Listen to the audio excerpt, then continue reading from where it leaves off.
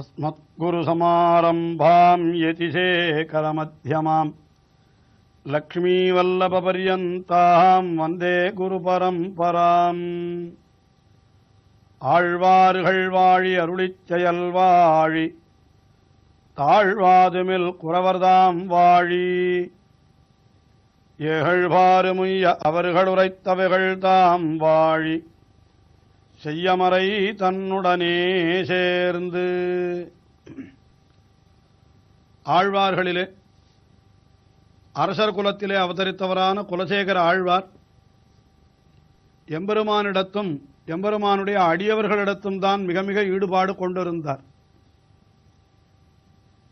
அவர் திருவரங்கம் பெரிய கோவிலே எழுந்தருளிருக்கின்ற எம்பெருமான் அவனை என்றைக்கு நான் கண்ணார சேவிக்கப் போகிறேன், அவனை தலையாலே என்றைக்கு வணங்கப் போகிறேன் என்று அதையே பெரும் பாரிப்பாக கொண்டிருந்தார். அந்த அவருடைய பாரிப்பையெல்லாம் தம்முடைய பெருமாள் திருமொழி என்கிற திவ்ய பிரபந்தத்தினுடைய முதல் திருமொழியிலே முதல் 10 பாசுரங்களிலே வெளியிட்டார். அந்த எம்பெருமானுக்கு மட்டுமல்லாமல் அந்த எம்பெருமானுடைய அடியவர்களுக்கும் தாம் ஆட்பட்டவர் என்பதை தெரிவிக்கும் வண்ணமாக அந்த அடியவர்களோடு கூடப்பெற வேணும் என்கிற பாரிப்பையும் கூட பெருமாள் திருமொழியினுடைய 2ஆம் திருமொழியிலே வெளியிட்டார். அந்த அடியவர்களோடு சேரப்பெறுவது, அந்த அடியவர்களுடைய திரளை காண்பதே கண்ணுக்கு பயன். அந்த அடியவர்களுடைய திருவடிகள் பட்ட துகள் அதை தலையிலே தரித்தால் அது கங்கை நீரை விட புனிதமானது என்றெல்லாம் சொல்லி அந்த அடியவர்களை பற்றி தெரிவித்தார் 2ஆம் திருமொழியிலே. எம்பெருமானை பற்றுகிறவர்களுக்கு ஆனுகூல்யஸ்ய சங்கல்பா பிராதிகூல்யஸ்ய வர்ஜனம் என்று அனுகூலமானவற்றை செய்கிறேன் என்று நாம் உறுதி கொள்ள வேண்டும். அதே சமயத்திலே பிரதிகூலமானவற்றை, அதாவது தவிர்க்க வேண்டியவற்றை நான் விட்டே விட வேண்டும் என்றெல்லாம் சாஸ்திரங்கள் கூறுகின்றன. அந்த கிரமத்திலே அடியவர்களோடு சேருகையாகிற ஆனுகூல்ய சங்கல்பம் அது 2ஆம் திருமொழியிலே தெரிவிக்கப்பட்டது. அதற்கு பிறகு இப்பொழுது 3ஆம் திருமொழி பெருமாள் திருமொழியிலே அதிலே அந்த பிராதிகூல்ய வர்ஜனம் என்று அடியவர்களாய் இல்லாதவர்கள் அவர்களோடு சேரப்பெறாமல் இருத்தலே மிகப்பெரிய பேறு என்பது போலே அந்த அர்த்தம் தெரிவிக்கப்படுகிறது.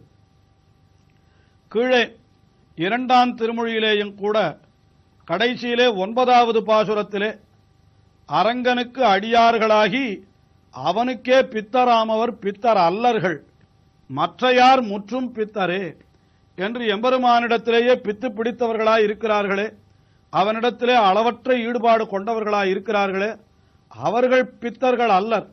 பின் யார் பித்தர் என்றால் அந்த எம்பெருமானிடத்திலே ஈடுபாடு சிறிதும் இல்லாதவர்கள் இருக்காளே அவர்கள்தான் பித்தர், மற்றையார் முற்றும் பித்தரே என்று தெரிவித்திருந்தார் கீழ் திருமொழியிலேயே. அப்படி அரங்கனுக்கு அடியார்களாய் அவனுக்கே பித்தராய் இருப்பவர்கள் அவர்களிடத்திலே தாம் இருந்த நிலையை அந்த 2ஆம் திருமொழியிலே அனுபவித்தவர். இப்பொழுது 3ஆம் திருமொழியிலே மற்றையார் என்று சொல்லப்பட்டவர்கள், அதாவது பகவானிடத்திலே ஈடுபாடு கொள்ளாதவர்கள், அவர்களிடத்திலே தாம் எப்படி இருக்கிறோம் என்கிறதை தெரிவிக்கிறார் குலசேகர ஆழ்வார் 3ஆம் திருமொழியிலே. மெய்யில் வாழ்க்கையை என்று தொடங்குகின்ற முதல் பாசுரத்திலே என்ன சொல்லுகிறார் என்னால், இந்த உலகத்தவர்களோடு நான் சேரவே மாட்டேன், அப்படிப்பட்டவர்களோடு எனக்கு சகவாசமே கிடையாது, தொடர்பே எனக்கு வேண்டியதில்லை என்பதாக முதல் பாசுரத்திலே தெரிவிக்கிறார். மெய்யில் வாழ்க்கையை மெய்யெனக் கொள்ளும் இவ்வையந்தன்னொடும் கூடுவதில்லையான் ஐயனே அரங்காகன் நடக்கின்றேன் மையல் கொண்டொழிந்தேன் என்றாலுக்கே. மெய்யில் வாழ்க்கை என்னால் நிலையில்லாத வாழ்க்கை. இந்த உலகத்திலே நாம் வாழ்கின்ற வாழ்க்கை அது நிலையில்லாதது, எப்பொழுது முடியும் என்று யாருக்கும் தெரியாது. நெருநல் உளனொருவன் இன்றில்லை என்னும் பெருமை என்று இதையே உலகுக்கு பெருமையாக சொன்னார் வள்ளுவரும் கூட. ஆகையினாலே இது நிலையில்லாத வாழ்க்கை. ஆனால் உலகத்திலே இருப்பவர்களெல்லாம் என்ன நினைத்திருக்கிறார்கள் என்னால், மெய்யில் வாழ்க்கையை மெய்யெனக் கொள்ளும், இதை மெய்யாகவே நினைத்திருக்கிறார்கள். இதேதோ நமக்குத்தான் எல்லாம் நிலைத்திருக்கப் போகிறது என்று நினைத்திருக்கிறார்களே, அப்படிப்பட்ட இவ்வையந்தொன்னோடும் கூடுவதில்லையான். அப்படிப்பட்ட இந்த உலகத்தவர்களோடு நான் கூடுவதில்லை, அவர்களோடு நான் சேரவே மாட்டேன். பின் நீர் என்னதான் செய்கிறீர் என்றால், ஐயனே அரங்கா என்று அழைக்கின்றேன். இதெல்லாம் மெய் என்றும் அதையெல்லாம் பொய் என்றும் நினைத்திருக்கின்ற மற்ற உலகர்களைப் போல் அல்லாமல் எனக்கு எது மெய் எது பொய் என்று காட்டித் தந்தானே அந்த திருவரங்கன். ஆகையினாலே அவன் எனக்கு எப்படிப்பட்டவன்? ஐயன். ஐயன் என்னால் எனக்கு எல்லா விதமான உறவுமானவன். ஐயனே அரங்கா என்று அழைக்கின்றேன். உறவை காட்டித் தந்ததோடு மட்டுமல்லாமல் எனக்கு அருள் செய்வதற்காகவே இந்த திருவரங்கத்திலே வந்து அவன் பள்ளி கொண்டிருக்கிறான் அல்லவா? ஆகையினாலே அரங்கா என்று அழைக்கின்றேன். அப்படிப்பட்ட அந்த எம்பெருமான் விஷயத்திலே மையல் கொண்டு ஒழிந்தேன் என்று அந்த எம்பெருமான் விஷயத்திலேயே நான் மிகவும் ஈடுபாட்டோடு இருக்கிறேன். எந்தன் மாலுக்கே என்று, மாலென்னால் திருமால். அப்படிப்பட்ட எம்பெருமானுக்கு நான் மிகவும் ஈடுபட்டிருக்கிறேன் என்று தெரிவிக்கிறார். அடுத்தபடியாக இரண்டாவது பாசுரத்திலே இந்த உலகத்திலே இருப்பவர்களெல்லாம் சிற்றின்பன்களிலே ஈடுபட்டு தங்களுடைய பொழுதை வீணாக்கி விடுகிறார்கள், ஆனால் நான் அவர்களோடு சேர மாட்டேன் என்று இரண்டாவது பாசுரத்திலே தெரிவிக்கிறார். நூலினேரிடையார் திறத்தே நிற்கும் ஞாலந்தன்னொடும் கூடுவதில்லையா.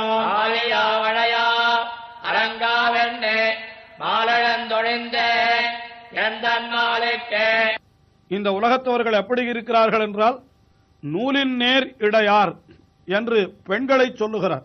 அதாவது பெண்களுடைய இடை என்பது மிகவும் சிறுத்திருக்க வேண்டுமா. ஆகையினாலே அவர்கள் எல்லாம் எப்படிப்பட்டவர்கள் என்றால், நூல் போன்ற மெல்லிய இடைகளை உடையவர்களாம் அவர்கள். இது எதற்காக சொல்லுகிறாருன்னா, இந்த உலகத்தவர்கள் இந்த பெண்களினுடைய இடையழகிலே மயங்கி சிற்றின்பலத்திலே விழுந்து விடுகிறார்களே என்பதனாலே சொல்லுகிறார். நூலின் நேர் இடையாறு திறத்தே நிற்கும். இப்படி அதிலேயே விழுந்து கிடக்கிறார்கள். அப்படிப்பட்டவர்களுடைய அதிலே நான் சேரமாட்டேன். ஞாலம் தன்னோடும், ஞாலம் என்னால் இந்த உலகம், இந்த உலகம் என்னால் உலகத்திலே இருப்பவர்கள், உலகத்தில் இருப்பவர்கள் அத்தனை பேரும் நூலினேரிடையார் திறத்தே நிற்பவர்கள். அப்படிப்பட்டவர்களோடு நான் கூடவே மாட்டேன். அந்த ஞாலம் தன்னோடும் கூடுவதில்லையான். ஏனால் சிற்றின்பத்திலே எனக்கு ஈடுபாடு இல்லை. பின் நான் எப்படிப்பட்டவன் என்னால் பேரின்பமாகிற பகவத் அனுபவம், அதிலேதான் எனக்கு ஈடுபாடு என்று தெரிவிக்கிறார். அதனால என்ன செய்கிறேன் நான்? ஆலியா அழையா அரங்கா என்று. ஆலியா என்னால் ஆலித்து, அதாவது இருந்த விடத்தில் இல்லாமல் ஆடி என்று பொருள். இந்த எம்பெருமானை நினைத்தவாறே அவனை வாயாலே பாடுவது, குதித்து ஆடுவது, இதெல்லாம் தன்னிச்சையாக நடைபெற வேண்டுமாம். ஆகினால் ஆலியா, ஆலியா என்றால் நன்றாக நடனம் ஆடி, அழையா என்றால் அழைத்து, ஆலித்து அழைத்து, அவனை எம்பெருமானை அழைத்து. எப்படி அழைத்து? அரங்கா என்று அழைத்து, ரங்கநாதனே என்று வாயார அழைக்க வேண்டுமா. அப்படி அழைத்து மால் எழுந்தொழிந்தேன். மால் என்றால் மையல் என்பது பொருள். மையல் என்னால் பித்து பிடித்தது போலே ஒரு விஷயத்தில் ஈடுபாடு கொள்ளுதல் அல்லது அன்பு என்பது பொருள். ஆலியா வழையா அரங்காவென்று எந்தன் மாலுக்கே மால் எழுந்து ஒழிந்தேன். அந்த மால் என்று சொல்லப்படுகின்ற எம்பெருமான் இருக்கிறானே, அவன் விஷயத்திலேயே நான் மாலாய், மாலாய் என்னால் அன்பு உடையவனாய், பைத்தியம் பிடித்தவனாய் ஆகிவிட்டேன் என்று இரண்டாம் பாட்டிலே தெரிவித்தவர். மேலே மூன்றாம் பாட்டிலேயும் இதே கருத்தையே சற்று வேறு விதமாக தெரிவிக்கிறார்.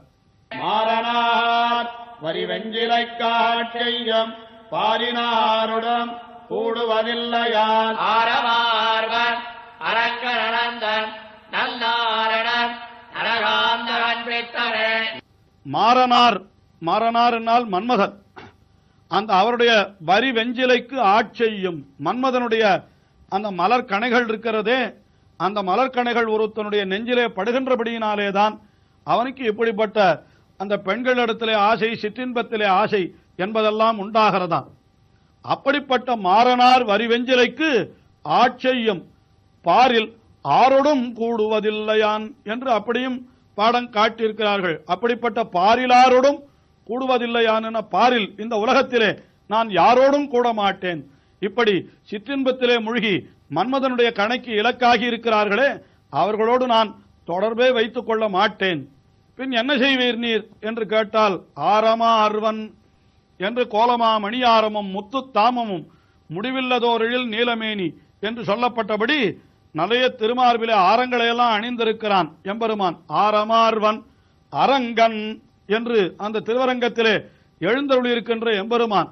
அவன் யார் என்றால் நல்நாரணன், உலகனைத்திற்கும் தான் ஆதாரமாய் அந்த உலகனைத்தையும் தனக்குள்ளே கொண்டிருக்கிறவன் அவன்.